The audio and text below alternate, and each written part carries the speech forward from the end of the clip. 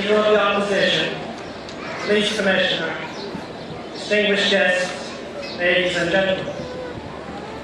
Your Excellency, it is a great pleasure to see Your Excellency and Mrs. Ferguson once again to our ancient town.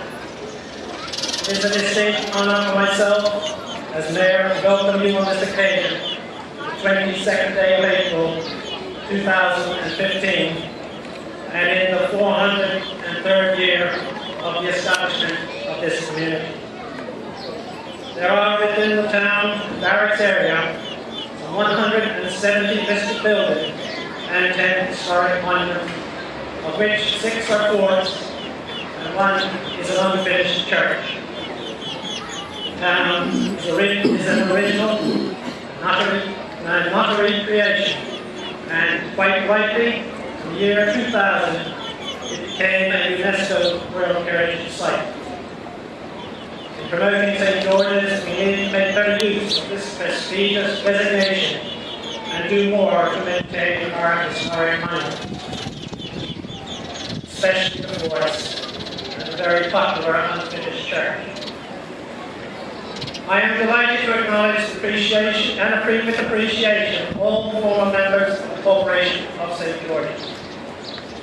I welcome the Mayor of the City of Hamilton, the Right Worshipful Grandma Bridge, and the Mayor of Lyme Regis, Councillor Sally Holden, and our guests from Lyme Regis who have made their annual trip to our shores to help us celebrate this special day. Following the changes to the Municipality Act, the Corporation now receives funding from both Wharfage and UNESCO World Heritage Tax. With the extra funding, we have repaired 2 wharves, replaced a 13-year-old trash truck, and are in the last stages of a complete refurbishment of the restrooms behind the town hall. There is still much work required on the town's infrastructure, including Summers Gardens and the flushing and sewage system. The latter currently being the subject of an engineering review on our behalf by Works and Engineering staff.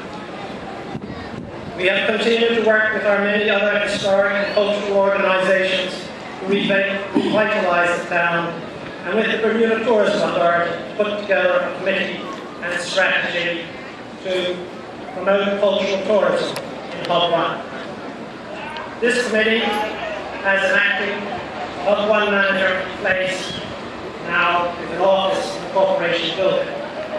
This manager will be responsible for ensuring this cultural tourism plan is implemented. To the skeptics, this probably sounds like another plan to gather some dust on some shelf somewhere. Not so this time.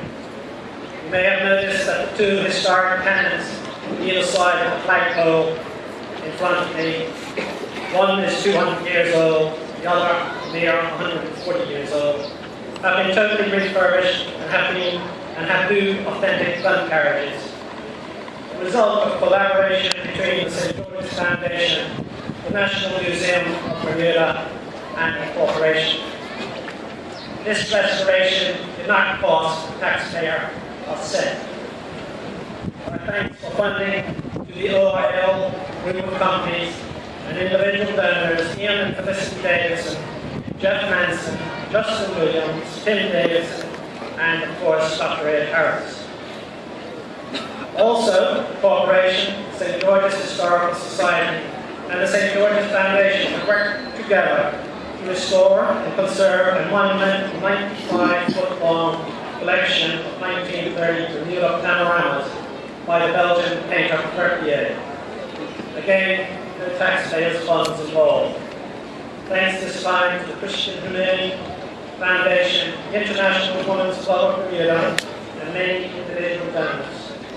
Special thanks to the restorer, Margaret Smith, and exhibit designer, Britta Woolson.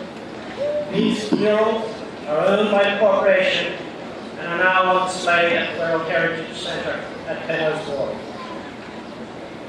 The corporation is working closely with the Bermuda Economic Development Corporation to introduce a minibus service in Hub 1 to our 7 wonderful beaches, and to restart a foot walk following a successful trial in collaboration with Bermuda Tourism Authority this winter.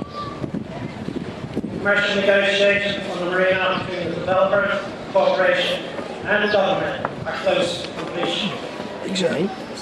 The list of successful activities and events taking place in this town is now so extensive that I am only going to mention one part of plot reenactment currently being planned for August this year. This is totally aligned with the development of cultural tourism for Hub 1 and will bring the sons and daughters of the American Revolution to the island. It has huge potential for the future. So, yes, revitalization is well underway in these days. A long way to go. If you are still skeptical, then have a look at what is happening to the Black House behind the Twine Ball as you walk back to pick up your car in our plant-free car park.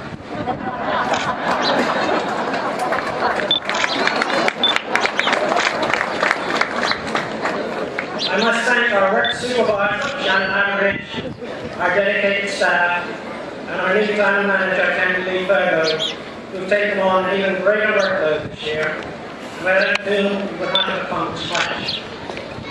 We think, and I think, they are the best team for Bermuda. Finally, my thanks to the aldermen, councillors, and of course the town choir for the effort and the hours they have put in over this last year. Collectively, I believe they are the quiet achievers. Quiet is not more of a entity used for either the town choir or the work supervisor.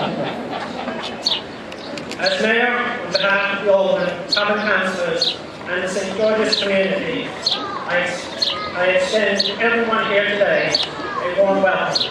Thank you.